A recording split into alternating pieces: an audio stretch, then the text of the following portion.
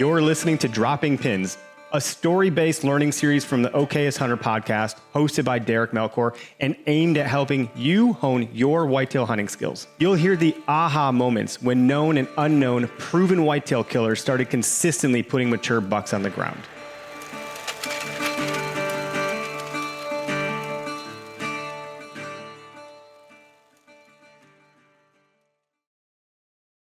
Hello there, everybody, and welcome back to the Dropping Pins podcast, segment of the OKS Hunter podcast. If you've not checked out the other great podcasts in the OKS Hunter network, Eric has worked really hard to assemble a brilliant, genius, eccentric, wonderful group of people to provide a whole bunch of different podcasts to suit all of your outdoor needs, from trapping to Western hunting to Southern hunting to building bows and turkey and everything you could imagine. Check it out on the OKS Hunter Network. This podcast, as many of you know, if you're a returning listener, we thank you for your support. But this podcast, The Dropping Pins, is meant to be a story-based podcast where we have guests who have found some success in the deer woods, and we're asking them about stories, moments, little learning times, things, little tiny things they noticed that kind of changed the way they thought about hunting mature bucks. Because although there are many of us in different places in our hunting career, and seeing what, trophy is in the eye of the beholder, we're all in different places. But those of you who want to kind of up your game and try to take your hunting to the next level for you, whatever that looks like, we thought this would be a great way to learn from people who have done it and learn by stories instead of just tactics. So that's what we're trying to bring you guys. So hopefully you've been enjoying it.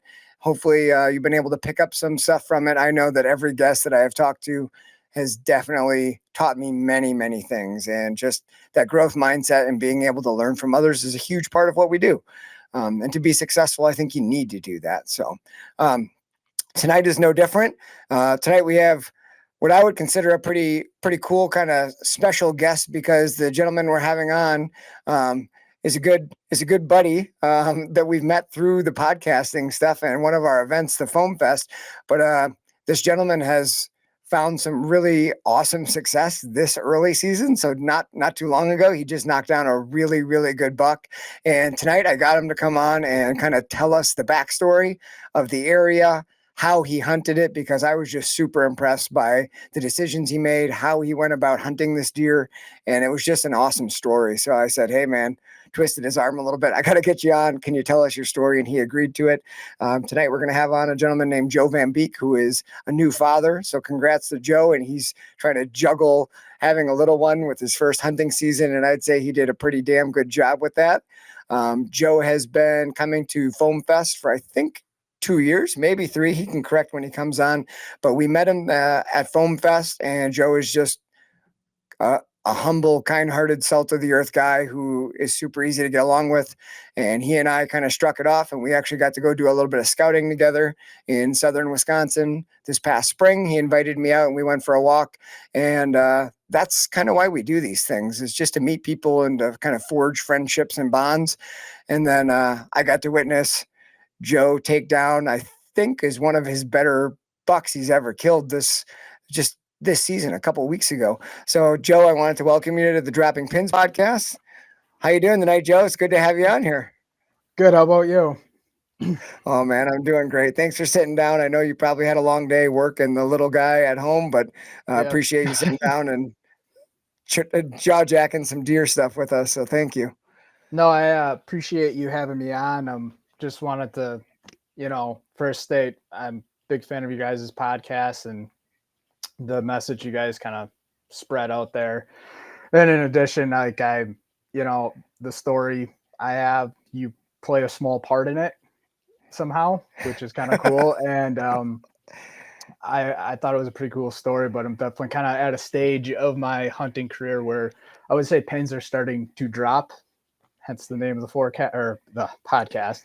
And I guess, from there, it's a pretty cool story, has a funny ending.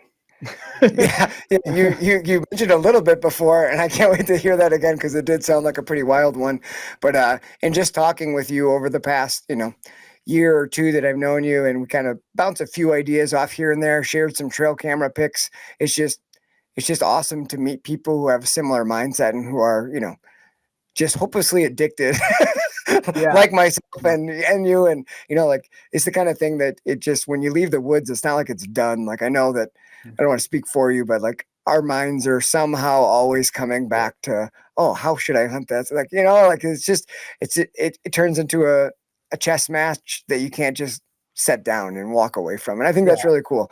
So I just wanted to say thanks for joining us on here. And I'll ask you the same question that we always start with, which is, can you give our listeners a little bit of context just as far as what type of terrain, public, private, what kind of stuff did you kind of grow up hunting? Were you mainly, gun or bow? And then kind of like, what are you doing now? What kind of stuff are you doing now?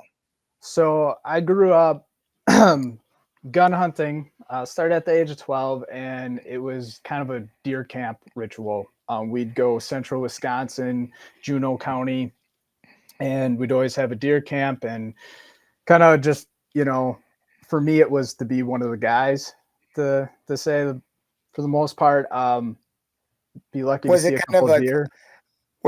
a family deer camp, or did you guys have like Uh, friends that my, came with? my oldest brother, his father-in-law, and then his son, like we just all went and we had our spots every year we'd go to and really didn't do much scouting or anything. Um, I was just early on, I was really more obsessed with turkey hunting than I was deer hunting. I eventually transitioned into bow hunting at kind of a later age. I think this will be my 8th year bow hunting. It started off in southern Wisconsin, basically all private, a little bit of public, and basically all egg fields for like the first 4 years. Um, then I slowly transitioned into almost 100% public land 4 years ago. Kind of lost some permission pieces, and then kind of found my niche more in the swamps than the rolling hills that I've tried to hunt, which seems to be a struggle for me. So the transition from hunting a lot of private to jumping into the public, it was kind of forced that way from losing properties, or was that kind of like Yeah. a decision that you So made? it was forced, but I'd say 3 years into bow hunting, I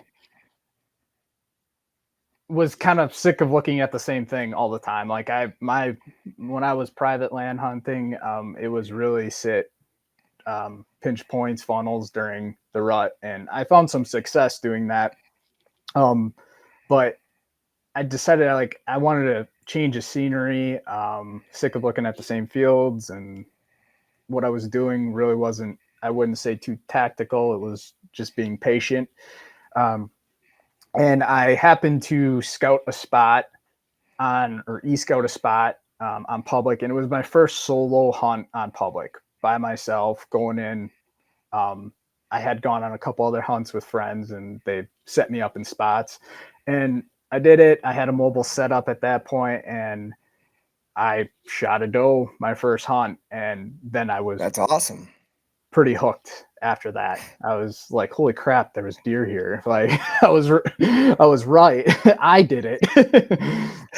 If you're anything like me, I remember when I first got a mobile setup, and you would carry all that shit into the woods and hang these sticks, and I would be dripping in sweat.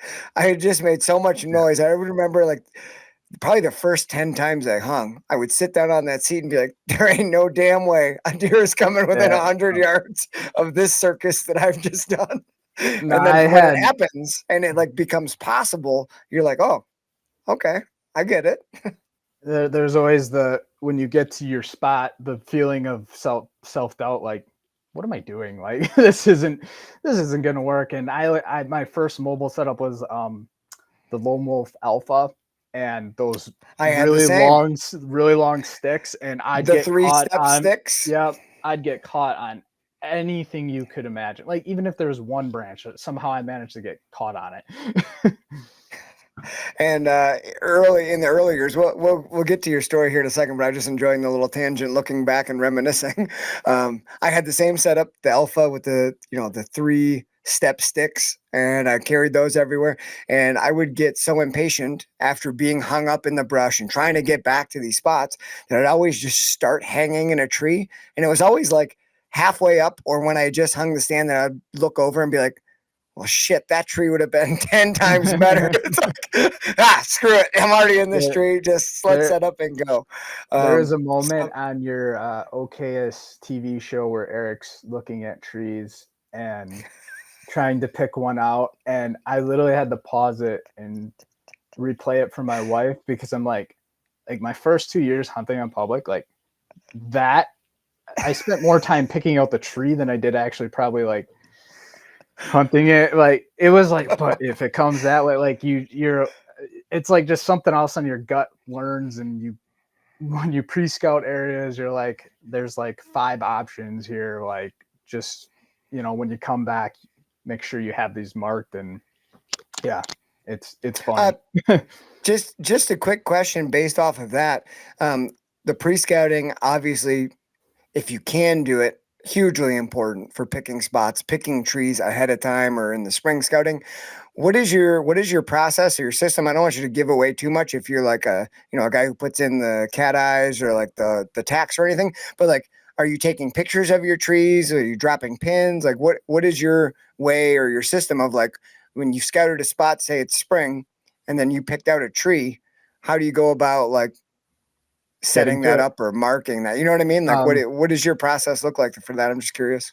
Um, I would say my process is not foolproof because if I'm going in the dark, there's probably a 50-50 chance I miss my mark and I end up setting up in gray light. Um, the process I have is it's kind of weird when I scout a swamp, honestly, any area, I literally will almost just I scout it twice. It's kind of weird. Just how my mind works. I'm probably over analytical to a lot if you've ever seen my hunting app and all the pins I drop. But I will scout for access and hunter sign, and then I go in again and I try to really pick out, okay, how are the deer moving? How are they not? Because like some of these areas are so hard.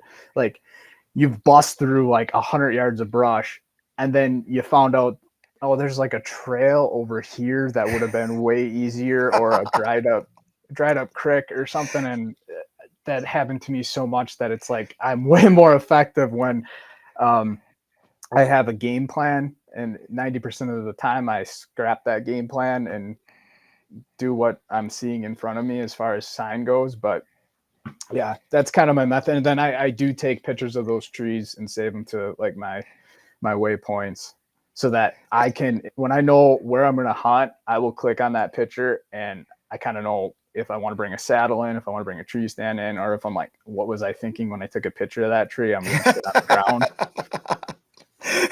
Why is the tree this big? It, seriously. That's an interesting point, and I kind of like how you said that. Like, it's almost scouting for two different things. Look for people, like get focused on like what you see, because man, there's nothing more. Well, I guess there is. I shouldn't say that. There's worse things, but like when you find a good area when you're scouting, Mhm. and you're like getting all excited, and you're looking for the tree, or trying to figure out how you would set up, and then you see like a cut limb, and you're like, wait, Yep. and you turn around, you know what I mean? And then it's like, oh, before I got all excited and had all, this all set up in my mind, I wish I would have looked around for hunter sign a little bit more. So that's it. That's a really interesting way to do it. And I think that's probably helped you be effective because that's a huge part of public land hunting, especially in the southern half of the state. I mean, there's pressure all over, but Yeah. you get into high pressure areas and that influences deer movement more than where they had laid down sign from the year before. Like whatever the pressure is that season, that's going to dictate where those deer are and where they're moving. So I think that's a really good way to do it. That's really smart. Yeah. And Um, I've noticed that yeah. pressure changes significantly on certain chunks for whatever reason. But that's a really good point that I do look a lot for pressure, and I mark every single time I see cut branches, tacks, the wicks or, anything that shows any sign of another hunter there. And it doesn't mean I necessarily scrap that area either. It's just It's good to good to know. know. Yep. Absolutely. Well, let's use that as our segue here and our jumping point, because I know that there has been some pressure in areas where you've kind of been focusing in. So you've obviously found some success. I've alluded to that earlier in the show. You shot a really beautiful buck. I think it's a 10-pointer, right? Is it Yep. a 10?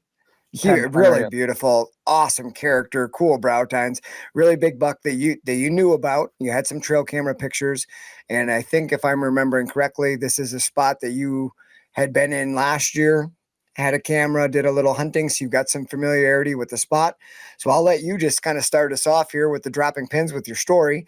Give us as much backstory as you'd like, and kind of maybe just walk us through a little bit of your area without giving it away. Just kind of like how you were setting up, what your thought process is, how trail cams played in. Just give us all the wonderful, juicy details.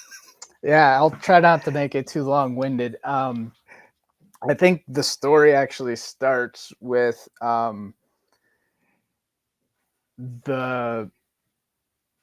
initial hunt I've ever done on it, and that was the spot where I picked e-scouting and shot a deer. And I think the big thing that helped me in this situation, that was when I shot that doe and I was still Okay. kind of more primarily private, was um I was not smart enough to really know better. So it kind of, I just looked at it and like, oh, this makes sense. This flows like, there's food to the left, there's food to the right, there's food behind it. And I'm like, well, this makes sense. And I'm going to go in here and do it. And I went in middle of October and shot a doe. And on the way in, I had to mark the bed that had a rub in it. And I was like, oh, cool. This is like the first time I've ever seen this. And I marked it and I'm like, oh, that's really early summer or, nighttime bed. Like I couldn't believe anything would bed there, in daylight. And shot the doe and um fast forward like 2 years later, I'm at the point where I'm going to be basically all public and I'm really invested in the scouting and I'm jumping to all these different chunks and trying to find some good spots. Is this Uh, during season? Are you doing this, or is this like in postseason scouting? What time this of would year is be this where you're kind of like checking all the different areas? at this point it was postseason scouting. Okay. Um, so you know, I was trying to listen to every podcast I can to figure it out. I was asking my friends any advice they have. I have some friends that are really good hunters. Just trying to be a sponge. I'm constantly trying to learn. And one thing that was pretty cool, I can't remember who it was, but I learned it on a podcast, was um, take the whole area. Doesn't matter if it's public or private, and draw lines to every transition. Draw a big long line across the map and see where X marks the spot. So if there's a tree line, if there is the edge of a crop field, if there's a hiking trail, if there's a river, if there's a swamp edge, just mark those lines and make one long line across the map. And I did it on this chunk and I was like, huh, that's funny. That's really close to where I shot that doe that I completely abandoned the area for some reason. And so I go back in there and I do kind of an observation sit. This was probably 4 years ago. And I see a buck get up out of its bed, probably like 200 yards away from me. And it's a 2.5-year-old eight. And I'm like, oh, this is awesome. Like, holy crap, there's buck in here. And that really keyed me in to like, I need to focus on this area and I need to figure it out. I was able to figure out what I call a front and a back door to the area. And that's where I hung my trail cameras. And I figured it out because it was like the only two trails on this area where a buck with a nice size rack would want to walk through. There was a ton So of Couple questions real quick, and I don't want you to give away specific detail stuff. So if you think it's something that, I mean, there are people out there that are spot chasers. It'll, go look for your spot. I don't think our listeners are like that, but I do want you to protect your spots. But like, so being able to see a buck get out of a bed 200 yards away, is there some degree of like open terrain, like grassy stuff that you're able to see there? Or is it more like you had a window and you were able to see him stand up through like your window? Like, you know what I mean? Like, what kind of stuff are you dealing with? Grassy, low stuff? Is it like buckbrush? It was basically a little bit of everything. I caught a glimpse of his rack Gotcha. as I was setting up my tree stand. And Cool. I was like, okay. And then it moved through or how I thought they would move through it. And basically it keyed me off on one of the doors that I'm talking about. And they're just two trails that seem to be the most popular that the bucks like to use. And I think it's just because they can fit through there comfortably. Because it is a pretty thick area that does open up in the spots. And it's a mixture of like, typical swamp stuff, dead trees, brush, and then there's tall grass that is taller than about 6-7 feet high that they can Gotcha. just disappear into. They love So that stuff. yep. So trying to remember where I'm at here. I was able to pinpoint like that front and back door, and the other door I discovered because I actually called the turkey through there during turkey season and shot Oh, one. that's cool. And I'm like, if the turkey doesn't want to go through all this other crap, like I'm pretty sure the deer are the same way. It was just a trail that every animal was using. Like that trail camera has turkeys, coyotes, deer, raccoons, like everything all the time, just because it was a really nice pinch point. Gotcha. So knowing this, I was able to set up my trail cameras. I had a cell camera on one end and an SD camera on the other end. And this area is surrounded by food.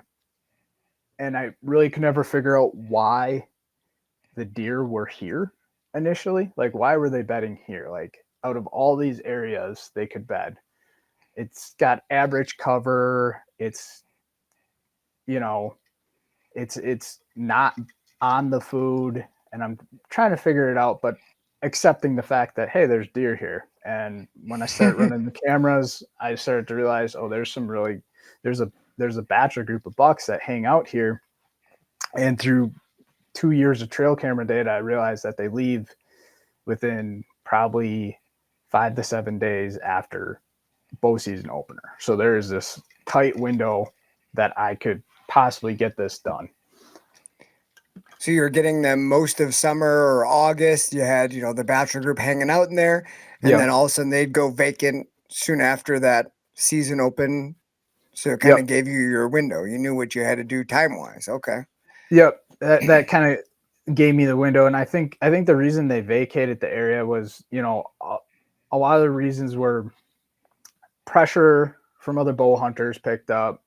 You've got people during the fall walking. There were some trails through this area. There was a bunch of recreational stuff, going on out there. And I think combined with the cover, kind of, the leaves coming down, the grass not getting knocked over, it was their time to move. So I guess really the story really does truly begin when last year, when I kind of had a moment during the summer, during a run. Like you said, we're constantly thinking about this stuff and I'm obsessing about it. And when I go for runs, like that's all I'm thinking about is how do I set up? What other spots do I want to scout? What do I want to do? And I realized that that bed was definitely being used during the first week of the season. And I'm like, I don't know why, but I'm like, I've been blowing past that bed every time I'd hunt this one particular spot and bumping that buck out of his bed. The bed you found on your original doe Yeah. hunt? that had the rub in it? Yeah, because it was Okay. there. It was there every year afterwards, and I'm like, why? And there was a rub in it, and I'm like, why is it here? Like, like because it really. I'll get to why it was there. I'm pretty sure I know why it was there. So last year I set up 60 yards away from that bed, and I was super loud trying to get set up in this one tree, louder than I wanted to be, but the wind was in my favor. And that deer, that a buck, ended up getting up out of that bed, and probably a 10-yard shot, but it was a very sharp angle, and I had to shoot through a window of brush. And I basically blacked out because I couldn't believe it happened. And I shot him high in the back straps. Almost sure of it, can't be positive. But I spent the whole next day, and this was early in the season too. I think this was the second, third day of the season in 2023. And I spent the whole next day grid searching, followed 120 yards of blood. That was, my arrow suggested muscle. The blood suggested it was a muscle hit. And I ended up just grid searching this area, going back and forth, back and forth, back and forth. And I remember thinking, man, it is hot and I'm not finding anything, kind of bummed out. And I'm leaving, after spending a day trying to find this deer that I'm fairly certain didn't even know really what happened. And I realized the reason these deer were bedding here was because it was hot. There was some shade from the grass, and there was water. There was a river that flowed through this piece, and it was the only water in the area. And it kind of, you had Tony Peterson on 2 podcasts ago, and he's a big guy that loves to hunt water. I listen to his podcasts all the time, and I was like, holy crap, like, I've got it figured out now, I think. Like, I have to wait for the right conditions. Fast forward to this season. I, became friends with you, and we were texting back and forth, and I was getting a ton of pressure in this area. I was getting dove hunters, squirrel hunters, people, other bow hunters, and I'm like kind of bummed out because I feel like I had it finally figured out. But the good news is that all that was happening on the front and back doors, which really, and this buck bed was in the middle of that. And you kind of sent me a message and you said, what the chess game begin. I ended up going in on less than ideal conditions. I basically had to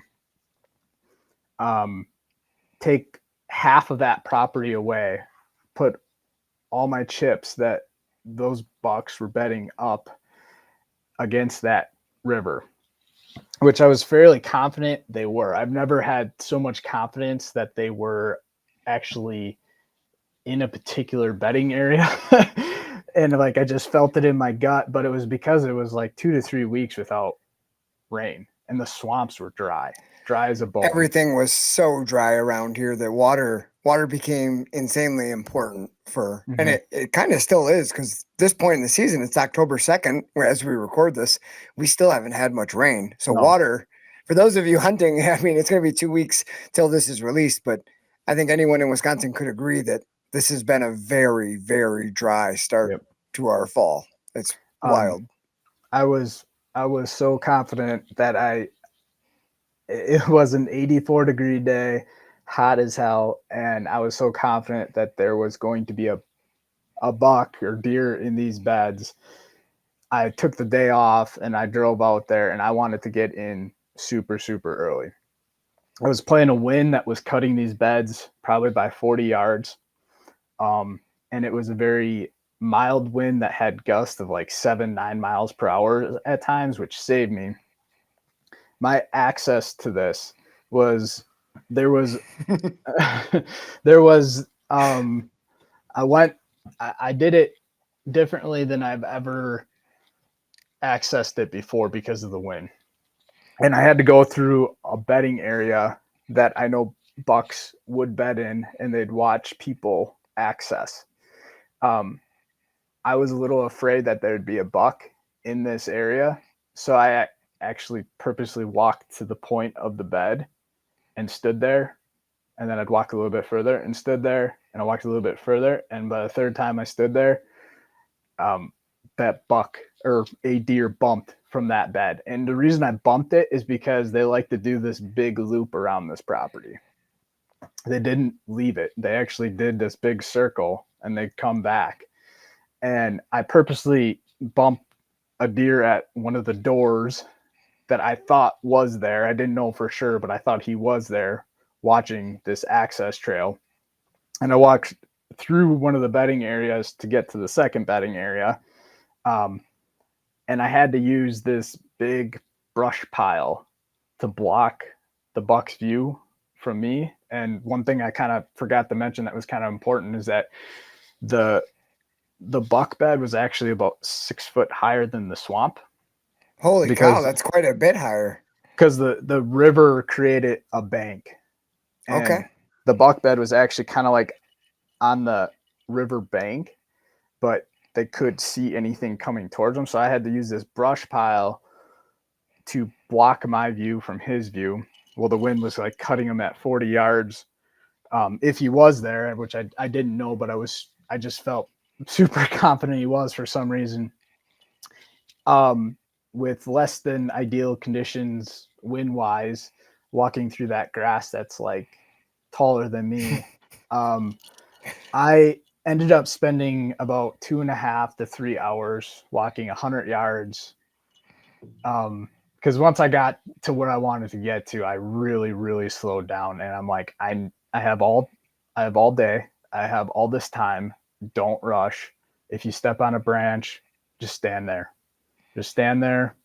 There's noises in the swamp all the time, and then every time there'd be a gust of wind, I'd take like 2, 3, 4 steps. I truly was as slow as I could possibly go.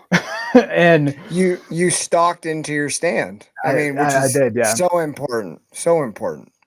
And the one thing I realized on the way there too was that, why had I never accessed from this way before? Because like there was a good chance where this deer was bedded, he could see me walk in. He might not know what I was because the grass was so tall, but it just like everything leading up to the situation just made me more and more confident. And I ended up getting to the tree, set it up. Took me like 3 hours because I was really like unsure what I exactly how I wanted it. I do this thing where I bring gear ties with me too, so that I purposely try to get into a branch, and then I'll take the gear tie and just like tighten that branch up and create shooting windows for myself, so that at least there's like some cover hanging over me. Because there's really not a ton of options sometimes. For trees and whatnot. Now, Yeah. did you going into that spot? Did you have a tree picked out that you knew you wanted to be in, or was it like while you were stalking up and taking your time, you were kind of just checking out your options and figuring out how close you wanted to get, or did you already kind of know where you needed to be? I knew what tree I wanted to be in because it Okay. was actually 20 yards away from the tree that I was sitting in when I hit the buck the previous Okay. year. And I was staring at it and I was like, I probably should have sat in that tree. Kind of like you said before, when you get up there, halfway up there, you're like, oh, I should have sat in that tree.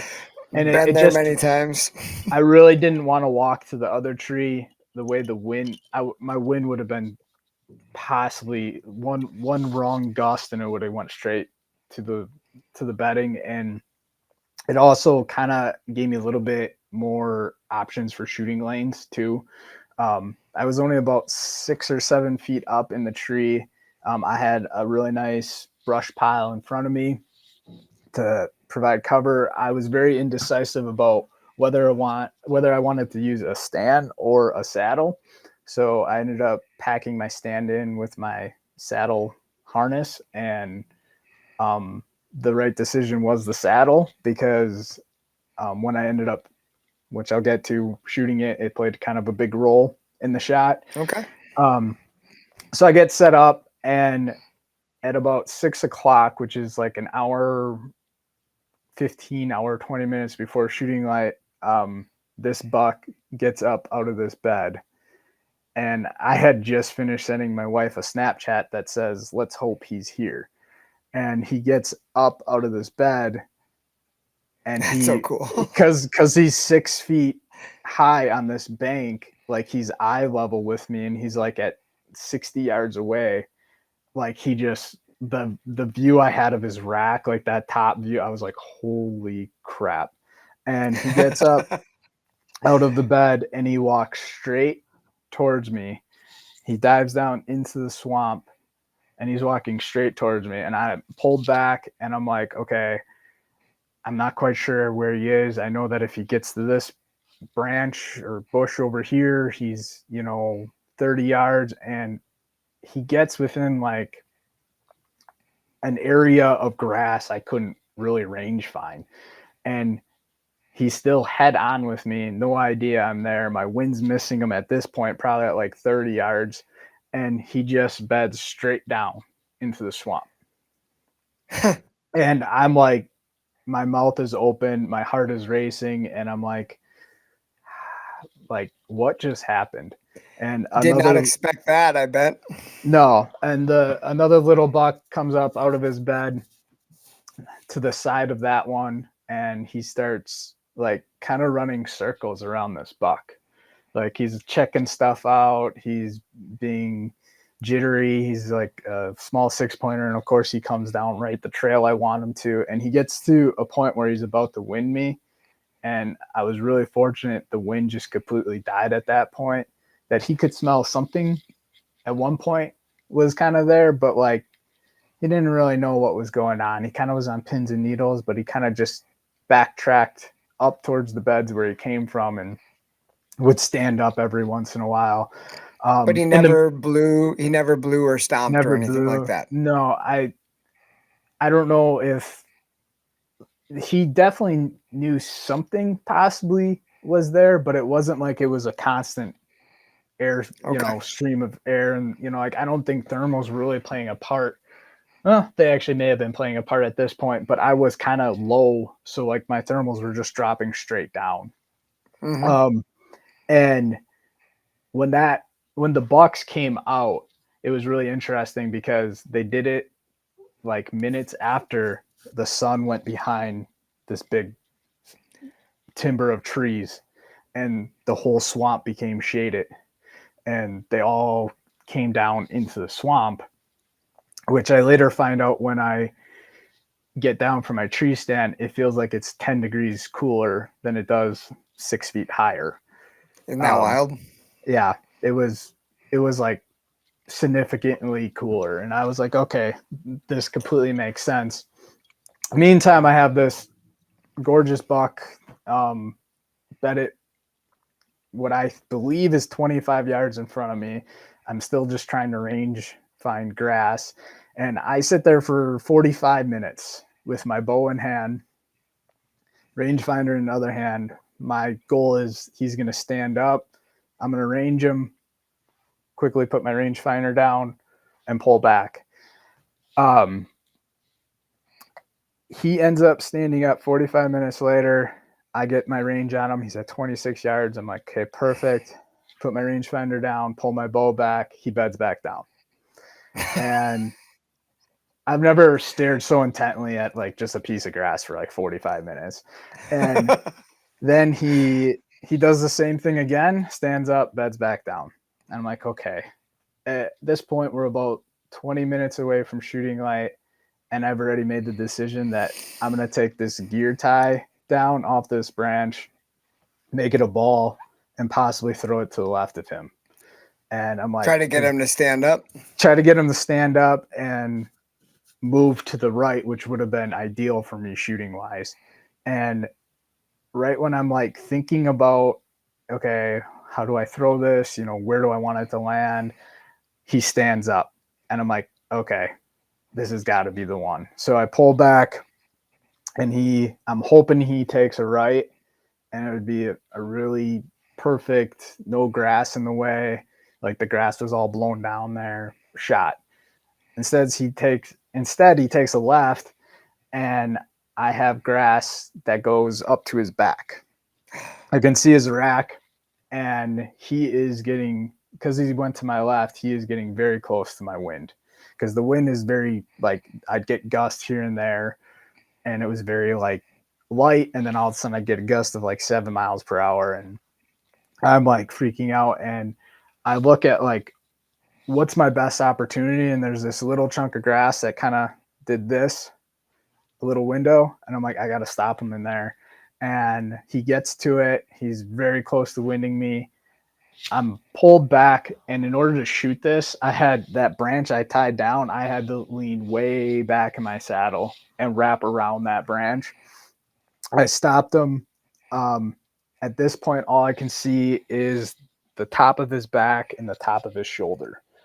And I'm like, I know where the kill zone is. The broadhead I had on there was a fixed broadhead. I specifically practiced shooting through grass with the broadheads on. I'm like, I know I can make this shot. And I shoot, I have to stop him. So, and when I stopped him, he like flipped his head around real fast. And I was like, oh boy, like he didn't like that. And I shot, and when I shot, my arrow just disappears into grass. And I Gone. Couldn't see it. couldn't see it. I should probably be shooting light at Knox. I don't know why I'm not, but I wasn't. And I hear a smack, and my first instinct, I either hit him in the heart or I shot way lower than I wanted, and I hit the bottom of his chest cavity. My second thought was complete self-doubt. You idiot, you missed him. It didn't. you had a buck that in front of you for 25 minutes, and you couldn't seal the deal. And I was pretty upset. He went bounding off 60 yards into a finger of trees, finger of like swamp, like little island of dead ash and stuff. And I never heard a crash or anything, and I'm pretty upset at myself. And I'm like, well, I got a little bit of daylight left. I'm gonna have to try to find that arrow. And as soon as I got down into that grass, I noticed that how much cooler it was down there too, which was kind of cool. And that bed he was in, that was the most worked in bed out of Oh, all the really? beds on there, because I ended up going back in this area a couple days later, and I just do a scout to really try to figure out everything in there. What did I miss? And learn more about it. But that bed was worked in. That was something a buck or he did, it looked like a couple times a week, because that bed was so worn into the ground. But I go to look for my arrow, and I realized how much I could not remember the exact spot, and trying to find that arrow in that grass was like finding a needle in a haystack. And there was no blood at impact, and I was very confused, and I really, really, truly thought I missed him at this point. Fast forward to, how does Derek get involved in this story? Me and Derek had plans to meet up that night to do a little trade, and We'll talk about that. We'll talk about that after the story, because okay, yeah, that's a really cool part. So I wanna plug that in for sure at okay. the end.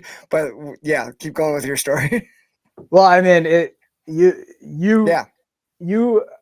I told you the whole story, everything that played out, everything I just explained, and you kind of calmed me down quite a bit. All my go-to friends were gone out west, and my nephew wasn't picking up his phone, and my poor wife had to hear me tell the story, and I'm like, I don't know what I did. And she's like, well, did you find the arrow? I'm like, no, I did not. And So me and Derek end up meeting up. And I told him everything that happened, and he kind of like breaks the situation down. He's like, if you heard a smack, for some reason I thought that was my arrow hitting the ground or the grass. And he's like, I don't think it's going to make that kind of noise. I don't know why I thought that, but I did. And I also told you the broadhead I was using, and you said you were on a recovery the year prior, and you're like, we didn't find blood for the first 60 yards. And the amount of blood we did find was just a very small, like, milk container full total of the whole track. And it was a double lung shot or heart shot. And you basically told me, don't be discouraged, like, kind of do your due diligence, which I was planning on doing. I had to get a better headlamp at this point because I'm like, this is going to take a while. And there's terrain that's easy to track in, and there's terrain that's very difficult. And it sounds like you were in the very difficult time. Grass and soft ground, your arrow, if it's passing through, you're shooting, and we've talked about this, you're shooting a very high FOC heavy arrow. That arrow's probably 4 feet into that soft, muddy ground. Good luck finding that. And finding blood on the grass at night is very, very difficult, Yep. especially with a small, I mean, I don't want to say small, but those fixed blades. It was Greg Tubbs, co-host of the OKS Hunter. He shot a beautiful shot on a doe. I was with him, and we found barely any blood at all, because when those deer run after a shot and they're running and it pulls their hide taut with a 2-blade, that hole just closes right up until they land and it loosens up. So we found barely any blood. That deer was dead within 90 yards. We walked over it as we were walking out of the woods. There's barely any blood. So we almost missed it. So when you said you were using that broadhead, I was like, man, don't let the blood discourage you, because Greg had made a great shot. The deer just didn't bleed because of the size of the hole. So your story sounded good, and just knowing you and how diligent you are and paying attention, what you described was like, man, I think you got a chance at this. I'm so glad that you Yeah. went back out there. Yeah. So, I mean, the other thing that was really discouraging, it sounds like, a complete rookie, first instinct. It was just when your arrow disappeared in the grass and you didn't see it hit your target, it was like, where did it go?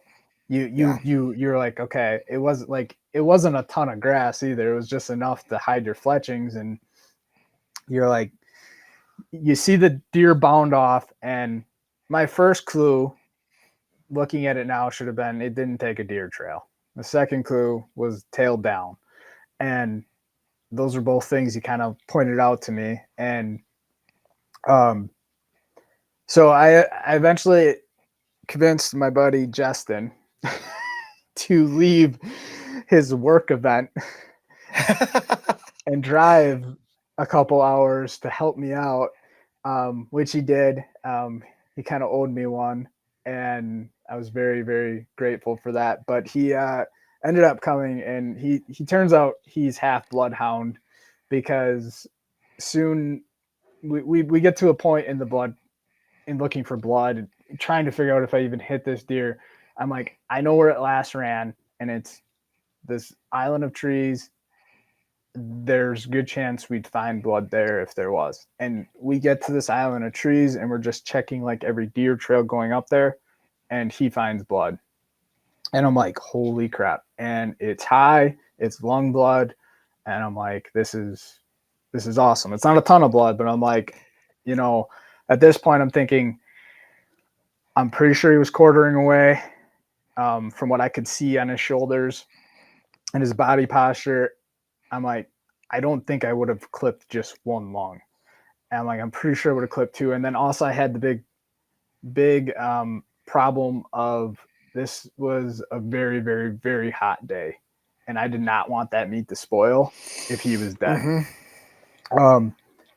So we kept going on the blood trail, and there was enough to keep us going. We picked up his track eventually, which helped as well. And it kind of was discouraging for the most part, because you'd find a lot of drops on the ground, and then once in a while you'd find a little bit of blood splattered up higher. And it's like, okay, why is there drips? It's because, like you said, that hole was so thin and it like cottered up so fast that he was like internally bleeding. We ended up tracking him another 40 to 50 yards, and we just get to the outside, to the edge of the island of trees where the grass is like knee high, and he's laying there dead. And it's Oh, kind of the reason I never heard him crash was because it was in just short grass and there was nothing that was making a noise when he crashed. So if he would have crashed on that island, you probably would have if he heard would a have whole crashed, commotion. that's why I thought he wasn't. It just goes to show you really have to do your due diligence when you shoot a deer to go look for it and put every effort you have into it, because I thought the same thing. He was going to crash. If he died, he was going to crash on that island and I was going to hear it. There's no way he was crashing on that island and I wasn't hearing it. But turns out he made it just past the island, and there he was laying dead. Oh, that's awesome. That's I awesome. try, Where did you end up? Where did your shot end up hitting? And how far do you think he ended up going? Just like an estimate. he went about 110 yards. I really went Perfect. back a couple of days later and dissected everything. He went about 110 yards, but my shot really could not have been much better unless it was heart. It was actually middle of lungs, probably about, he was just slightly quartering away, and it was about 3 inches, 4 inches behind the shoulder, but then it came out like right in the V on the opposite side. Awesome. So Awesome he shot, he man. died. Yeah, he died immediately, and I'm very grateful for being able to harvest that buck. It was an awesome moment, and I tried calling my wife 3 times when we found him. She was in the shower. She didn't answer. Most of my friends were on a trip out west. My nephew wasn't answering his phone. So the next person I called was Derek, because Derek's like, let me know what happens. And Derek answered his phone. So you were the first person I actually told, because nobody was answering their phone. Well, I feel really bad now because I was obviously at your house talking to you, and I did not know your buddy was like hours away. Otherwise, I would have just went with you. You were like, "Yeah, I got a buddy coming." I was like, oh, "Okay, good." I Uh, should have just went with you, dude. Next one, and I'm coming with. Don't worry. yeah, in your defense, I sent him a text that morning and said, I'm gonna need you tonight. I think I just had this. I'm not You really a called your confident shot. person. I'm not You really a called your confident shot. person, but I was so confident in these conditions and what I was about to do that like it just kept making more and more sense. And like I'm coming in from a different way. I'm coming at them from a wind I never would come at them at. I'm barely missing those beds. It's so hot. They got to be by that water. And the pressure that was surrounding them that I knew of, like it just all pushed them.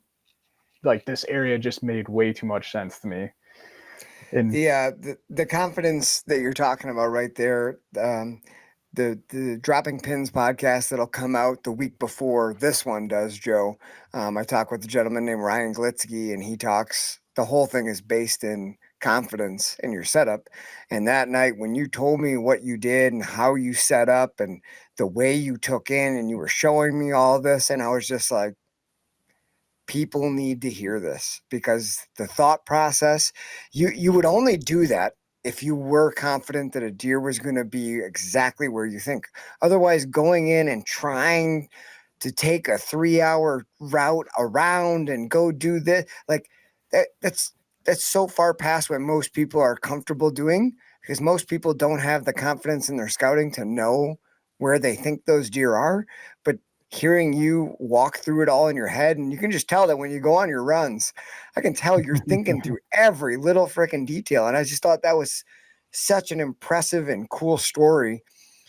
And sometimes you get lucky and you don't have to do any of that and you just get lucky. But man, for most of us who don't get lucky, that kind of stuff and hearing that other people are doing that and finding success in that is what the next guy needs to hear, to go, well, shit, maybe that crazy idea I had isn't that crazy. So that's why I just like had to get you on here to tell the story, because I was just so impressed with how you went about that. I just thought it was such a great execution of an idea.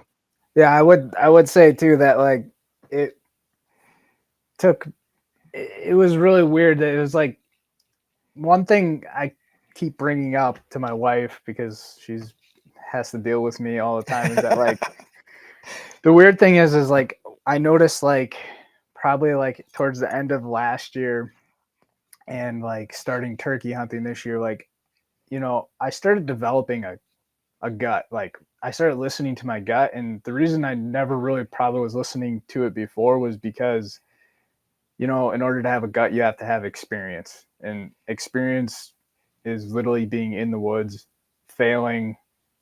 I've kicked up so many deer, especially my first 2 years just hunting public. Like I'd come home and my wife would be like, "How many deer did you scare tonight?"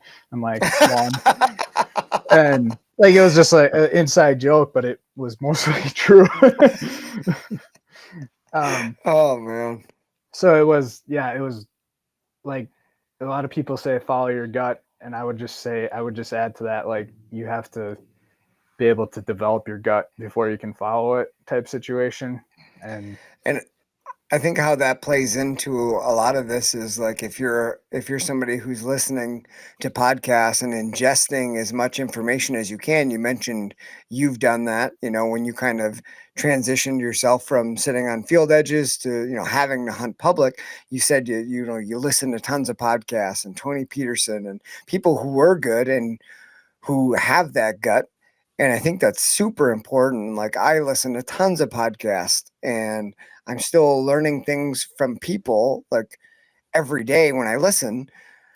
But then you did the next important step was you have to apply it to yourself and you have to have your boots on the ground. And it all comes down to that mastering a skill. And Eric always says it, he read it, wherever, but to be a master of any skill, 10,000 hours, you have to practice that skill.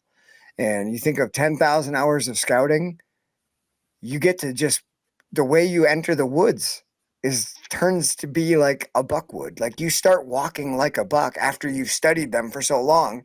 And that's the part where your intuition and your gut really start paying off for you is once you put in that sweat equity. So like listening and learning from others, absolutely important, but always, always, always put your boots on the ground and develop your own and gut instinct for the areas that you hunt, just like Joe did, because that's what you have to do, and that's how you find success. yeah, I would say I the year prior, my wife being pregnant, she gave me the green light to hunt as much as possible because you're like once your son's here, it's not gonna be like that. And I took a full advantage of that, and I had a ton of sits and learned a ton. And my probably my biggest flaw as a hunter is I'm a very impatient rut hunter, which is the exact opposite what I used to be. um, and I I would say my confidence is not there during the rut, and I like when things are a little bit more predictable. I hear you. But I'm right there with you. now for the best part of the story, I think. Hold on one second. I want to pause you before you get to the. Is this your ending? The funny part that you were Yes. mentioning before. Okay, before we get to that, I do want to mention that there's a beautiful piece of karma that plays into this story.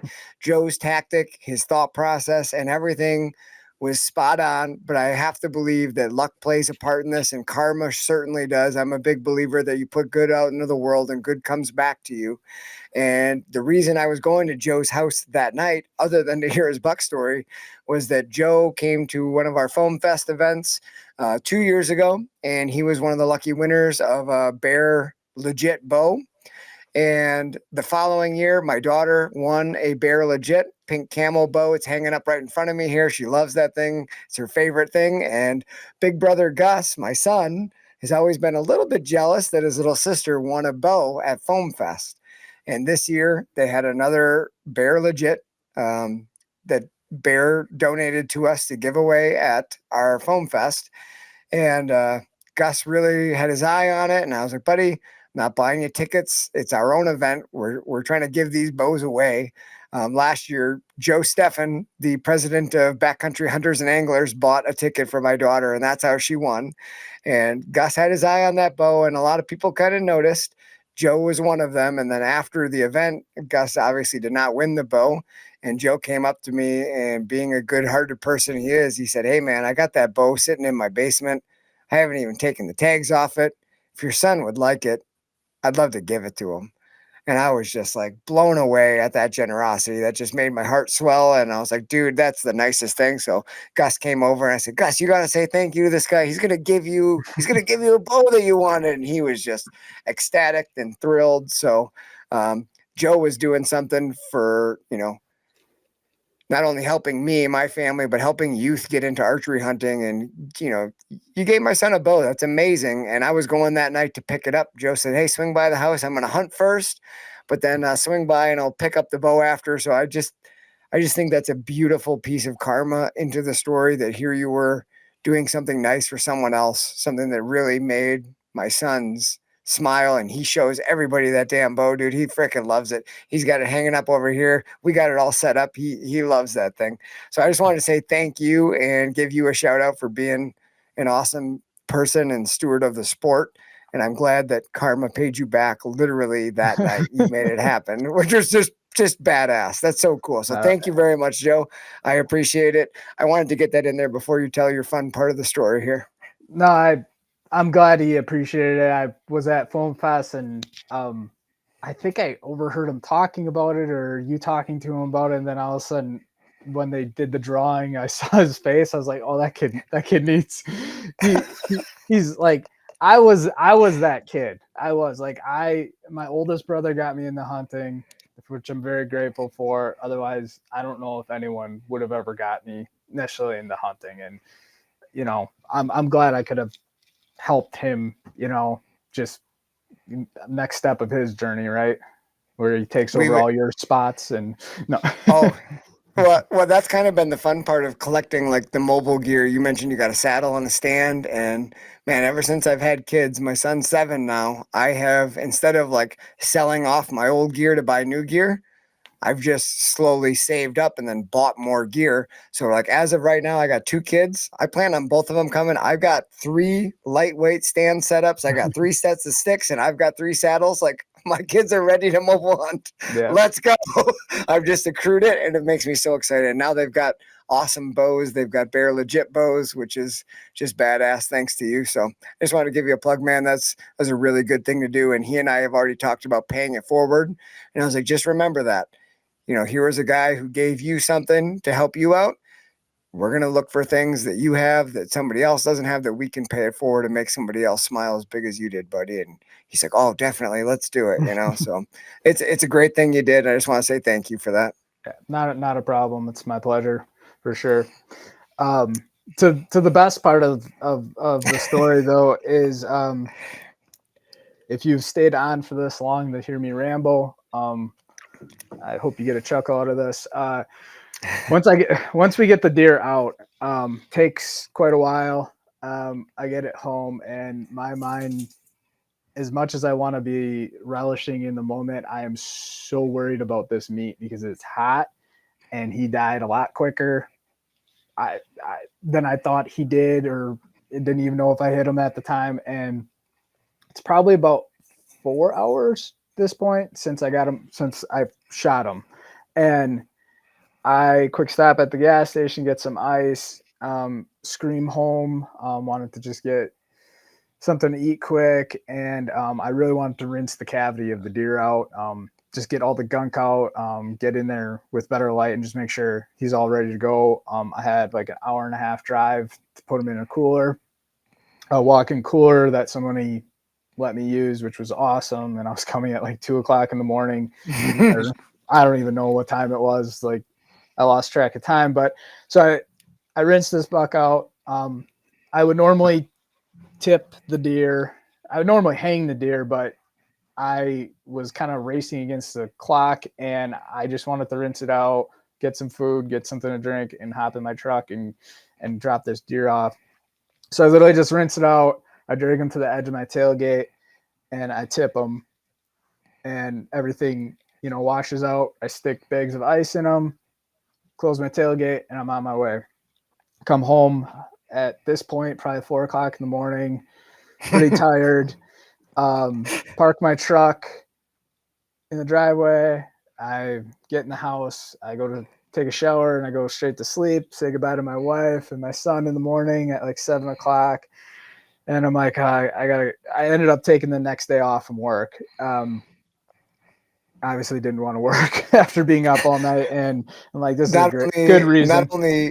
Not only physically demanding, dragging deer out, but you had gone through a pretty good emotional roller coaster with not knowing if you hit it. And then, that's a lot. It just messes with your brain when you're serious about it. So I totally get it. And I knew if I went, nothing at all would have ever gotten done. And I'm like, I would no problem burning a vacation day on just relishing in the moment finally. But the goal was to get some sleep. And so they left and I couldn't go back to sleep. I ended up turning some hunting on the TV, watching that.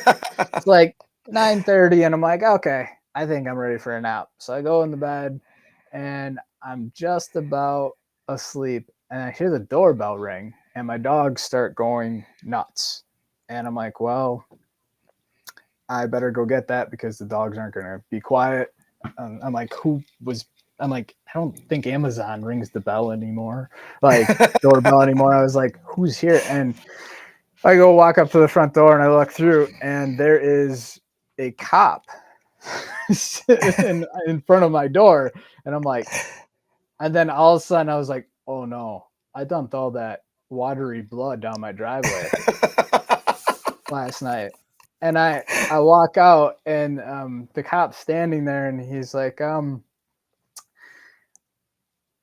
did you shoot a deer last night? And I'm like, yes, I've shot a deer. And I like turned the corner to my driveway and my truck is parked over this just bright red streak of blood that's going all the way down to the sidewalk. And I was laughing, kind of embarrassed. I'm like, my wife's going to be so impressed. I was chit-chatting. He's like, yeah, I kind of figured the smell. And he's like, I just wanted to make sure everything was okay. I was like, I'm really sorry about that. I'm guessing one of my neighbors called this in. He's like, I would assume so, yeah. And he ended up being a really cool guy. I showed him pictures of the deer. He hunted as well, and we were just chit-chatting. But I don't know why it was so hard to get the blood off the driveway. I ended up going out there right afterwards, throwing like dish soap and water and a broom. And it took probably 2 weeks before it would come out of the drive. So if you had like the Ring camera or something, I bet you when he walked up, you got some funny footage of him like checking under your truck, making sure you're not dragging a body or like it hit and run or whatever. It looked really, really bad because it's like our driveway's like faded blacktop, but it's like needs to be resealed and it's the blood just was so bright red. I was like, I didn't think it was going to be this red. Like I thought it would just kind of like wash away. And yep. So no issue with the police. He was okay with it. No, he explained the situation. And he was cool. He actually was parked out front of my house when I was trying to get it off too. Like I think he was documenting the call and what happened. And I was like, hey, I got my DNR tag. Like, like I'll show you my harvest. Like he's like, oh no, we don't need to get the DNR involved. And I was like, I did everything by the book. Like, and he's like, no, we're good. And I'm guessing you never got your nap, Joe. I did not. I was pretty wide awake after that. I was focused on cleaning the driveway. And then I was like, I can't. I texted my wife and like someone called the cops on me. And she thought it was hilarious. And she told all her coworkers. And it was a good laugh for sure. Oh man, that's a great ending. I mean, you didn't get your nap, so not great for you, but it was funny nonetheless. No. So what's the deal? Is that buck at the taxidermist? Is he going on the wall? What are you doing with that guy? Yeah, that one means a lot to me. It's a beauty. Yeah, it's the first good one I shot on public. I've shot some smaller ones, and just the whole hunt and how it unfolded was pretty sweet. It just I don't know if I'll ever have a buck come down bed in front of me 45 minutes, that early in the season on like an 85-degree day. And it was just, the plan was, rarely does plans unfold exactly how you think they're going to unfold. So it was Man. definitely just a memory that I'll never forget. And I'm glad you found that confidence in your scouting, in your setup. I was pretty confident in you the year before when you shot that buck, and hit him high through the backstrap when we had our Foam Fest shoot. If anybody's not attended it before, it's always at the end of August before bow season comes in. Nice little shoot, really laid back, a lot of fun. And Joe was there, and you were showing me some trail cam pics from, I believe, one of your doors that you yeah, had there, front door, back door. And you told me, you're like, this is going to sound crazy, but I'm taking a day or two off at the beginning of season, opening week. Like, I'm going to take days off no matter how hot it is, because I think I can get on one of these deer. And when you told me that, I was like, dude, I know people who are like hardcore hunters who don't take days off when it's 87 degrees because they don't have confidence in that spot. When you told me that, I was like, this guy's doing something right. I like what this guy is doing. And then you did it again and you freaking made it happen, dude. yeah. It's a badass story. Congratulations. I'm glad all your hard work paid off and you got the opportunity this year. That's just really, really an accomplishment. Well done. Thank you. I appreciate it. Yeah, it's it's a different approach to hunting for sure. Yeah, it's very cool. And we'll when we get off air here, I'll have you send me a picture. Or I already got a couple of those pictures, but whatever one you would want. So folks who have already clicked on this and watched it, they've got to see that buck, and just a really awesome way to start season and get to be a little bit of a part of it, and hear from you in the woods there. That just made my day, man. That was awesome. So Yeah. thanks a lot for coming on tonight. We're just over an hour and 10 minutes, Joe. Thanks so much for coming on and telling your story and taking the time to do that. Really appreciate it. And congratulations again, buddy. Thank you. I appreciate it. And one last thing, I have the whole idea of doing what I did as far as taking time off early season. I got to give a shout out to Jake Bush. I watched his videos and he had one particular hunt. I think he calls it Dad's Buck. If you haven't watched that video, like the confidence he has that deer is where it is I wanted to get to that point and kind of, I think I kind of did to some degree, and just hope to duplicate that success as we keep going on. You absolutely did, Seasons. man. So You absolutely did. Well done. Yeah, and on that note, we'll wrap up the podcast here. Thank you guys for listening, and good luck out there this season. Have a good night, guys.